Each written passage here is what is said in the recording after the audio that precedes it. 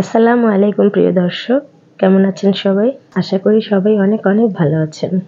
আলহামদুলিল্লাহ আমিও অনেক ভালো আছি। ফ্যামিলিস কুকিং আপনাদের সবাইকে জানাই স্বাগতম। আজ আমি রান্না করব অসাধারণ মজার একটা রেসিপি, মরিচ বাটা দিয়ে কচুরলতি শুটকি ভুনা। অবশ্যই না টেনে সবাই পুরোটা দেখবেন আর সবাই ট্রাই করবেন। লতিগুলো কুটে খুব ভালো করে ধুয়ে পরিষ্কার করে নিয়েছি, সিদ্ধ বসিয়ে দিয়েছি। লতিটা আমি পুরোপুরি সিদ্ধ করব না, হাফ সিদ্ধ করে নেব। লতিটা হাফ সিদ্ধ হয়ে গেছে, এবার উঠিয়ে নেব। লতিতে আমি যে শুটকিটা দেবো, লটিয়া শুটকি, শুটকিটা খুব ভালো করে টেলে নেব। টালা হয়ে গেছে, এবার আমি এর মধ্যে পানি দিয়ে দেব। শুটকিটা আমি কিছুক্ষণ গরম পানিতে ভিজিয়ে রাখবো। শুটকি কিছুক্ষণ গরম পানিতে ভিজিয়ে রাখলে শুটকির মধ্যে যে বালুটা থাকে সেটা সরে যায়। চুলায় কড়াই বসিয়ে দেব, এবারে তেল দিয়ে দেব পেঁয়াজ কুচি। পেঁয়াজ কুচিটা খুব ভালো করে ভেজে নেব। পেঁয়াজ কুচিটা লাল লাল করে ভাজা হয়ে গেছে, এবারে দিয়ে দেব রসুন বাটা। 2 চা চামচ রসুন বাটা দিব। রসুনটা কিছুক্ষণ ভেজে নেব।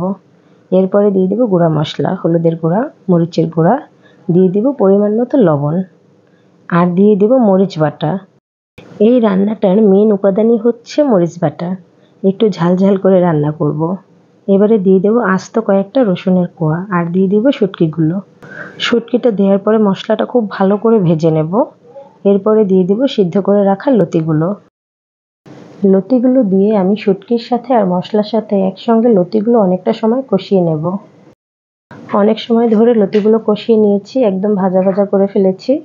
এবারে আমি পরিমাণ মতো পানি দিয়ে দেব। পানিটা খুব অল্প দেব আমি, তার কারণ হচ্ছে লতিটা আগের থেকেই অর্ধেক সিদ্ধ করা ছিল। বেশি পানি হলে লতিটা গলে যাবে, এর জন্য অল্প পানি দেব।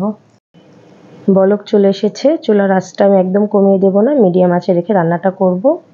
অনেকেই বলেন আপনারা কচুরলতিতে গলা ধরে। এইভাবে রান্না করে দেখবেন, কখনোই কচুরলতিতে গলা ধরবে না। যে কোনো কচুরলতি রান্না করার সময় রসুনের পরিমাণটা একটু বাড়িয়ে দিবেন, তাহলে আর গলাটা ধরবে না। আর না হয় যে কোনো টক জিনিস ব্যবহার করবেন, লেবুর রস কিংবা তেঁতুল, একটু লেবুর রস দিলেও গলাটা আর ধরবে না। বন্ধুরা, আমার কচুরলতি রান্না শেষ, তেলটা উপরে চলে এসেছে। প্রিয় বন্ধুরা, আমার রান্না যদি আপনাদের কাছে ভালো লাগে, অবশ্যই আমার চ্যানেলটা সাবস্ক্রাইব করবেন, লাইক, কমেন্ট, শেয়ার করবেন। আবারও আসবো অন্য কোনো রেসিপি নিয়ে। সে পর্যন্ত সবাই ভালো থাকবেন। আল্লাহ হাফেজ।